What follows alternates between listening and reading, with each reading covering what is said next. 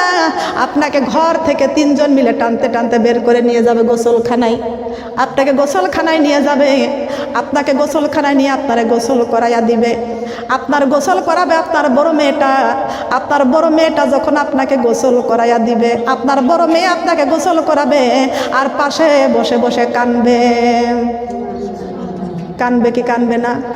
গোসলের সময় মাকে গোসল করাবে, মেয়ে কাঁদবে না? মাকে চিরজীবনের মতন শেষ গোসল করাইয়া দিচ্ছি, কথা বলেন ঠিক কিনা? মা বোনটা কান লাগান, খেয়াল করে শুনুন। এই মার মৃত্যু লাশটা গোসল করাইয়া 4 পায়া খাটে যখন মাকে কাফন বিছাইয়া যখন শুয়াইয়া দেয়, তখন মা মুর্দাটা চিৎকার দিয়ে দিয়ে কান্দে, ও আমার কন্যা, তুমি আমার বড় কন্যাটা, তুমি আমাকে শেষবারের মতো গোসল করাইয়া কোন বিছনার মধ্যে তুমি আমারে শুয়াইয়া দিলা? এমন বিছনায় তো আমি কোনোদিন আমি শুই নাই, কথা বলেন ঠিক কিনা? এমন বিছনায় তো আমি কোনোদিন শুই নাই। কাপন দাপন কবরের জীবনী পড়বেন। আল্লাহ জ্ঞান দিয়েছেন, চক্ষু দিয়েছেন, ব্রেন দিয়েছেন, বুদ্ধি দিয়েছেন। আল্লাহর কাছে আপনি কোনোদিন বলতে পারবেন না, আল্লাহ আমার তো জ্ঞান নাই, আমার চক্ষু নাই, আমার বিবেক বুদ্ধি নাই, কথা বলতে পারে নাই, বলতে পারবেন আল্লাহর কাছে? বলেন পারবেন? লেখাপড়া করতেছেন, লেখাপড়া করে কি করবেন যদি কোরআনের জ্ঞান যদি অর্জন না করতে পারেন? কবরে 4 পয়সার দাম নাই, আছে নাকি? বলেন আছে নাকি? লক্ষ্য করেন, খেয়াল করেন। কাপন দাপন কবরের জীবনী। মুর্দাকে যখন মাটাকে যখন কাপড়ের মধ্যে যখন শোয়াইয়া দেয়, তখন মেয়েটা তখন কি করে? চোখের মধ্যে সুরমা লাগায়, লাগায় কি লাগায় না? চোখের মধ্যে সুরমা লাগায়, নাকে কানের মধ্যে আতর লাগাইয়া দেয়, কর্পূর লাগাইয়া দেয়। এমন সময় দুঃখিনী মা, এমন সময় যখন আস্তে আস্তে করে এক একটা করে কাপড় দিয়া মাকে যখন শেষবারের মতো বেঁধে যখন ডেকে দেয়, জনমে দুঃখিনী মা চোখের পানি ছেড়ে চিৎকার দিয়ে একটা কান্দে। আল্লাহ পাক রব্বুল আলামিন বলেছেন, মুর্দা যখন চিৎকার দিয়ে কান্দে, ওই যে মুর্দার কান্না যদি কোনো জিন্দারা শুনতে পারতো, প্রত্যেকটা জিন্দা মানুষগুলো স্টক করে মরে যাইতো। তার কারণ মহান আল্লাহ পাক রব্বুল আলামিন জমিনকে ডাক দিয়ে বলতেছেন, জমিন রে, আমার প্রত্যেকটা বান্দা বান্দি তোর ঘরে আসবে। ও মুমিন, ও মাটি, তুই কার জন্য রহমত স্বরূপ হয়ে যাবি? মাটি ডাক দিয়ে বলবে, আল্লাহ প্রত্যেকটা মুমিন মুমিনা যদি আমার কবরের মধ্যে আসে, আমি মাটি মায়ের মতো আদর করে যত্ন করে কিয়ামত পর্যন্ত ঘুম পাড়াইয়া দিব। খেয়াল করেন, লক্ষ্য করেন। এমন একটি সময় মাকে যখন শেষবারের মতো ঢেকে দেয়, মা তখন চিৎকার দিয়ে তখন কান্দে। আর এমন জনম দুঃখিনী মা যার কান্দে কানতে কানতে যারা কবরে চলে যাবে, কারা কবরে চলে যাবে কানতে কানতে, তাদের কান্না জিন্দারা কেউ শুনতে পারবে না। পারবে না কি বলেন? পারবে? মা কানবে, পাড়া প্রতিবেশীগুলো আস্তে আস্তে সবাই মিলে কানবে, কিন্তু মুর্দার কান্না জিন্দারা শুনতে পারবে না। আর জিন্দা যারাই কানবে, মুর্দা সবই শুনতে পারবে। মা ডাক দিয়ে বলবে, যতন করিয়া মাই তোমরা সাজাইয়া, কেমনে দিবা ওই কবরে শুয়াইয়া, কেমনে দিবা ওই কবরে আদর করিয়া মাই তোমরা সাজাইয়া, কেমনে দিবা ওই কবরে শুয়াইয়া, কেমনে দিবা ওই কবরে আতর সুরমা লাগাইয়া আমার গায়েতে, আজকে বুঝি নিয়া যাইবা আমার কবরে, আজকে বুঝি নিয়া যাইবা আমার। যতন করিয়া মাই তোমরা সাজাইয়া, কেমনে দিবা ওই কবরে শুয়াইয়া, কেমনে দিবা ওই কবরে সাদা কাফন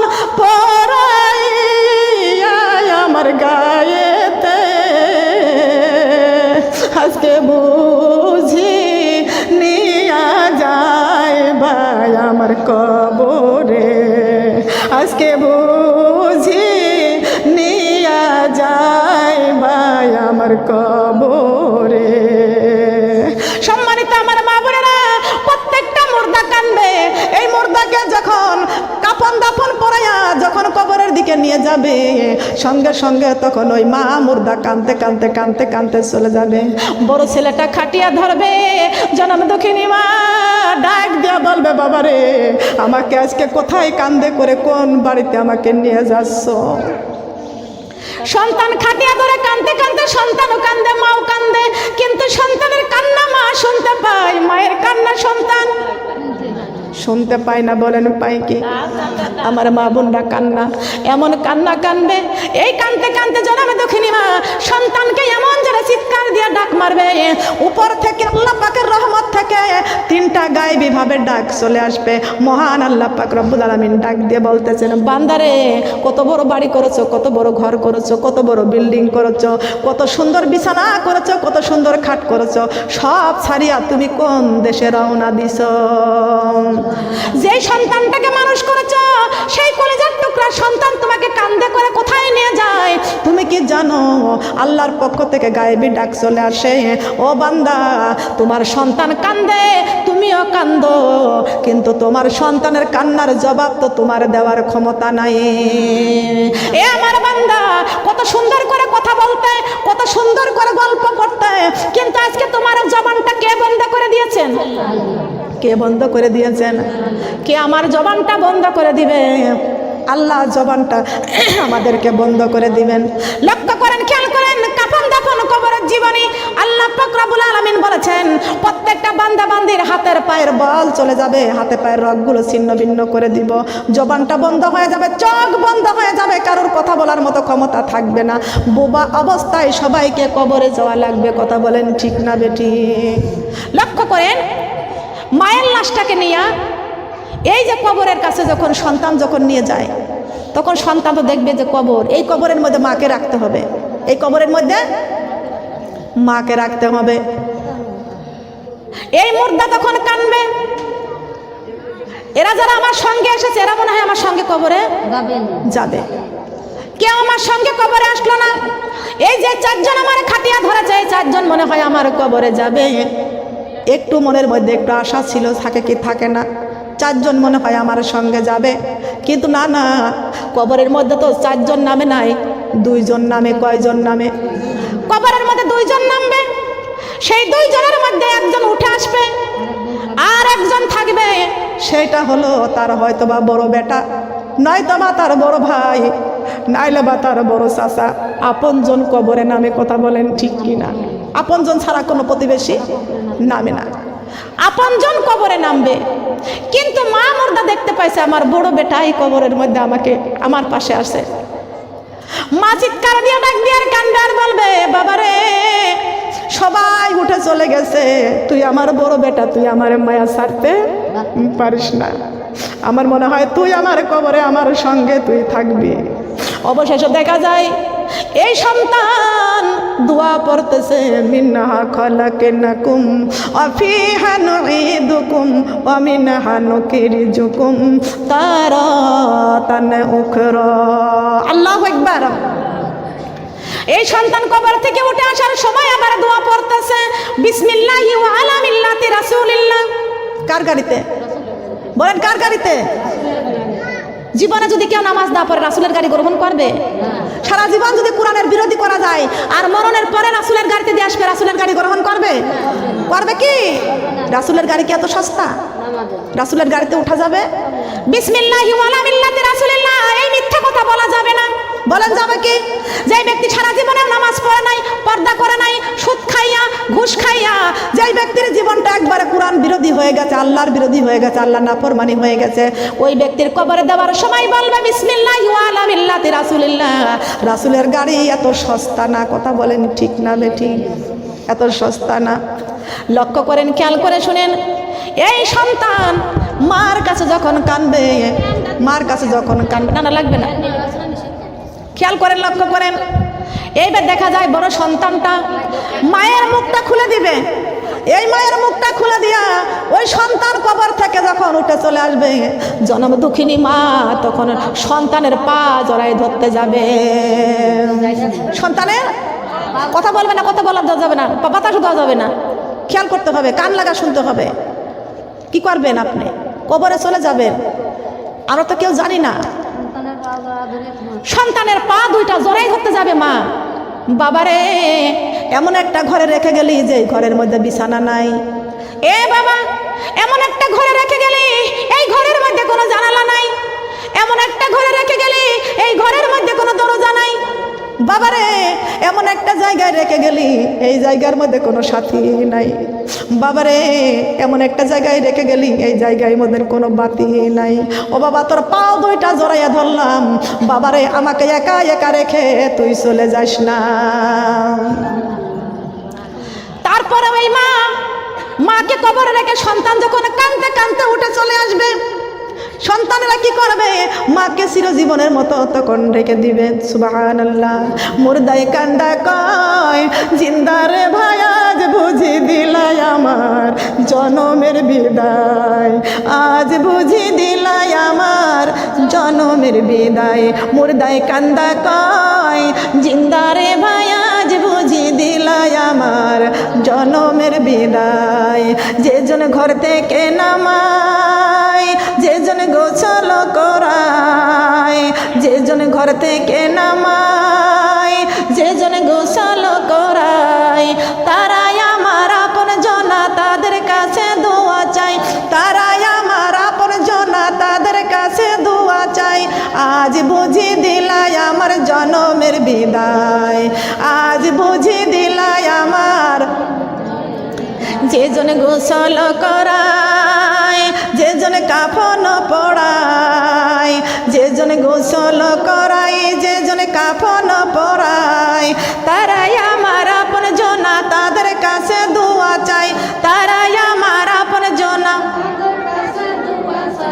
আজ বুঝি দিলাই আমার জনমের বিদায়, আজ বুঝি দিলাই আমার জনমের বিদায়। যে জন কাফন পড়ায়, যে জন কান্দে লইয়া যায়, যে জন কাফন পড়ায়, যে জন কাফন, যে জন কান্দে লইয়া যায়, তারাই আমার আপন জনা, তাদের কাছে দোয়া চাই, তারাই আমার আপন জনা। আজ বুঝি দিলাই আমার জনমের বিদায়, আজ বুঝি দিলাই আমার জনমের বিদায়। যে জনে কান্দে লইয়া যায়, যে জনে কবরে নামায়, যে জনে কান্দে লইয়া যায়, যে জনে কবরে নামায়, তারাই আমার আপন জনা, তাদের কাছে দোয়া চাই, তারাই আমার আপন জনা। আজ বুঝি দিলাই আমার জনমের বিদায়, আজ বুঝি দিলাই আমার জনমের বিদায়। এই যে সুন্দর দুনিয়ায় আমার আপন কেহ নাই, এই যে সুন্দর দুনিয়ায় আমার আপন কেহ নাই। ওই কবরে কোরআন সারা আপন সাথী পাইলাম না, ওই কবরে কোরআন সারা, ওই কবরে নামাজ ছাড়া আপন সাথী থাকবে না। আজ বুঝি দিলাই আমার জনমের বিদায়, আজ বুঝি দিলাই আমার। আমার মার কাছে কয়, আমার বাপজান রে কয়, আমার মার কাছে কয়, আমার বাপজান রে কয়, আমি একলা একলা কবরে থাকবো কেমন করে রে, আমি ওই নাই আন্ধার কবরে থাকবো কেমন করে রে। আজ বুঝি দিলাই আমার জনমের বিদায়। সুবহানাল্লাহ বলেন। জনমের মতো বিদায় দিয়ে সবাই যার যার ঘরে সেই সেই চলে যাবে। কথা বলেন ঠিক কি না? চলে যাবে কি যাবে না? আমার মরণ, আমার মরণ আসিবে কখন কেউ তো জানে না, আমার মরণ আসিবে কখন, আমি চলে যাব আমায় তোমরা ভুইলা যাইও না, আমি মারা গেলে আমায় তোমরা ভুইলা যাইও না। ডাইনে বামে মাটি পাবো মাটির বিছানা, ডাইনে বামে মাটি পাবো। এই দুনিয়ায় চিরজীবন থাকার জায়গা না, অন্ধকার কবর যে আমার আসল ঠিকানা। কথা বলেন ঠিক কিনা? এই দুনিয়ায় চিরজীবন থাকার জায়গা না, অন্ধকার কবর যে আমার আসল ঠিকানা। সবাই রেখে আমায় চলে যাবে, সঙ্গী হবে না। সবাই রেখে আমায় চলে যাবে, সবাই রেখে আমায় চলে যাবে, সঙ্গী হবে না। আমার মরণ, আমার মরণ আসিবে কখন কেউ তো জানে না। আমার মরণ আসিবে কখন। ঘরের স্বামী ছেলে মেয়ে আছে যাহারা, জন্মের মতো বিদায় করে দিবে তাহারা। কথা বলেন ঠিক কিনা? ঘরের স্বামী ছেলে মেয়ে আছে যাহারা, জন্মের মতো বিদায় করে দিবে তাহারা। হায় হায় ওই কবরে কোরআন সারা আপর সাথী নাই, হায় হায় ওই কবরে কোরআন সারা আপর সাথী নাই। আমার মরণ, আমার মরণ আসিবে কখন কেউ তো জানে না। আমার মরণ আসিবে কখন, আমার মরণ আসিবে কখন। টাকা পয়সা বাড়ি গাড়ি যাহা করেছি, সব কিছু ফালাইয়া আজি কবরে যাইতেছি। ঠিক কিনা বলেন? টাকা পয়সা বাড়ি গাড়ি যাহা করেছি, সব কিছু ফালাইয়া আজি কবরে যাইতেছি। হাই হাই শেষে বুঝলাম এই দুনিয়ায় আপন কেহ নাই, আমার শেষে বুঝলাম এই দুনিয়ায়। ডাইনে বামে মাটি পাবো মাটির বিছানা, ডাইনে বামে মাটি পাবো। কথা বলেন ঠিক কিনা? কত দামি বিছানা, দামি খাট, দামি ঘর, সব কিছু দুনিয়ায় রেখে আমরা যে মাটির বিছানায় মাটির ঘরে চলে যাব। আল্লাহ পাক রব্বুল আলামিন ডাইরেক্ট বলেছেন, আমার বান্দারে যদি এই কোরআনটা নিয়ে তোমরা কবরে যাইতে পারো, এই কবরে হবে কোরআন তোমাদের সাথী। সুবহানাল্লাহ বলেন। কোরআন হবে কবরের সাথী, কোরআন হবে কবরের বাতি, কোরআন হবে কবরের সাথী। এটা নিয়ে যাইতে রাজি আছি কিনা? আছি কিনা বলেন? মা বোনেরা খেয়াল করুন, এই যে ঘরে ঘরে সিরিয়াল, সিরিয়ালের দাম বেশি না কোরআনের দাম বেশি? কোরআন পড়লে যাব জান্নাতে। কোন জায়গা? সিরিয়াল দেখলে কোথায় যাব? সবাই মিলে আপনারা বলেন, আমি বলবো না। সিরিয়াল দেখলে কোথায় জায়গা? যারা সিরিয়াল দেখে তাদের জায়গা হবে কোথায়? আপনারাই বলেন। কোরআন পড়লে আমাদের জায়গা কোথায়? তবে আমরা কি সিরিয়াল ধরবো না কোরআন ধরবো? আল্লাহর কোরআন ধরবো, সিরিয়াল ছাড়বো। রাজি আছে কিনা বলেন মা বোনেরা? আমরা সিরিয়াল ছাড়বো, আল্লাহর কোরআন ধরবো। লক্ষ্য করেন আমার মা বোনরা, প্রত্যেকটা মুসলমানের ঘরের থেকে সিরিয়ালগুলো বিদায় করতে হবে। আমার মা বোনেরা একটু লক্ষ্য করেন, এই যে যশোরের ক্যান্টনমেন্ট থেকে একটা আর্মি ছেলে, একটা সেনাবাহিনীর ছেলে ফোন দিছে। উনি আমার ওয়াজ শুনছে, শোনার পরে তারপরে বলছে, আমি সিরিয়াল নিয়ে আলোচনা করেছি যে কোরআন হলো আমাদের কবরের সাথী, সিরিয়াল হবে জাহান্নামের আবাস। এই সিরিয়াল দেখলে জাহান্নামে যাওয়া লাগবে।